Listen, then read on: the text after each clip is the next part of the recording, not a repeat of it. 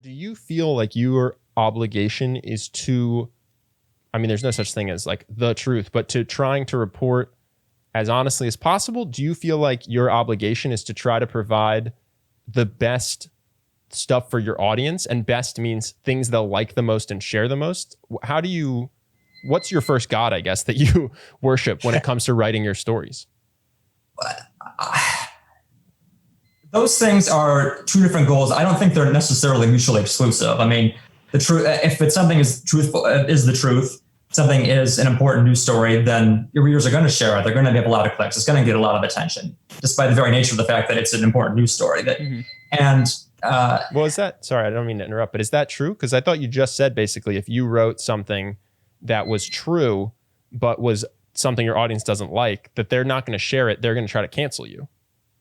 Exactly. Well, that's what I was going to move on to. There is kind of a corollary to that, and it's kind of a concession, and that you have to kind of, you have to take that into consideration. You have to take that into consideration as you present the news. I mean, and those are like, and one news story you might think, okay, this is going to give me a lot of clicks. This is going to fulfill that goal of getting a lot of shares, getting a lot of clicks, getting a lot of web traffic, getting a lot of attention. And the other goal, other news story, maybe it doesn't have the kind of same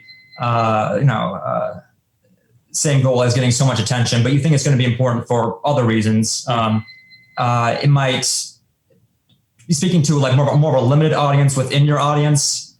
For example, I wrote a piece a while back on how there were, within the Biden campaign, there were people, there's a piece of legislation called the Equality Act, which is an important piece of LGBTQ rights legislation. And there are people who I was speaking to in the circles who are concerned that he doesn't have the staff set up right now in order to, to make this legislation become law if and when he becomes president next year.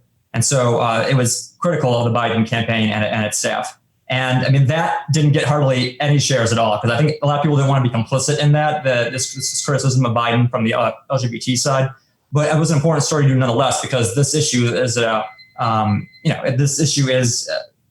LGBTQ rights is something that our audience is really concerned about. And even though it didn't get a lot of shares, I still think it got a lot of web traffic. It got a decent amount of web traffic and got a different much views because people are interested in this topic. So I guess then that'd be one instance when shares and web traffic are not necessarily the same thing. As you were talking, I thought a lot about our business, because it's the same thing. And what you said something that made me realize, which I think is true, that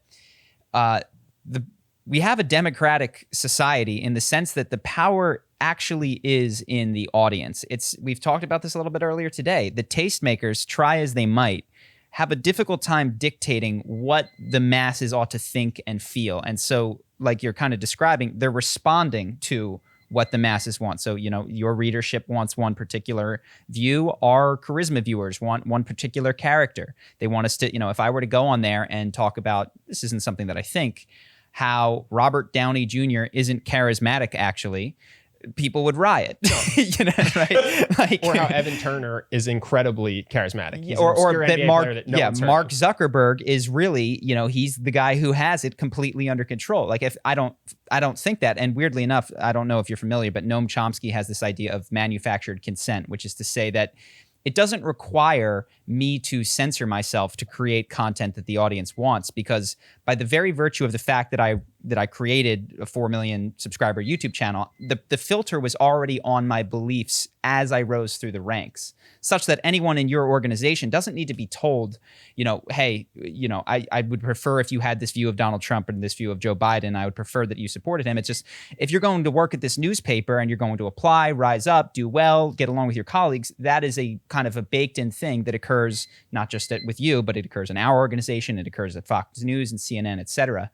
So it's just interesting. I don't even know that I have anything other than a question as I'm sort of reflecting on this, that really it's the tribalism of the audience that is what creates such difficulty. And I have the same split as you do, where I go, okay, one for me, one for them. I'm going to do a Don Draper video, and then I'm going to do Sadhguru, and nobody's going to watch Sadhguru.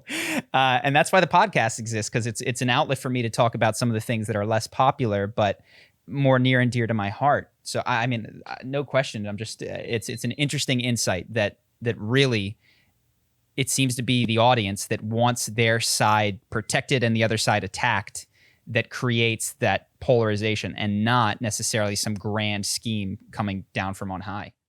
Hope that you guys enjoyed that clip. If you want to see more like this and have us do more podcasts, we are 100% funded by our generous patrons. And if you'd like to contribute, there's a link in the description, and we'll have one pop up on the screen right here so that we can do more podcasts where we have fun conversations and hopefully some deep ones like this. Either way, hope that you enjoyed the video, and I will see you in the next one.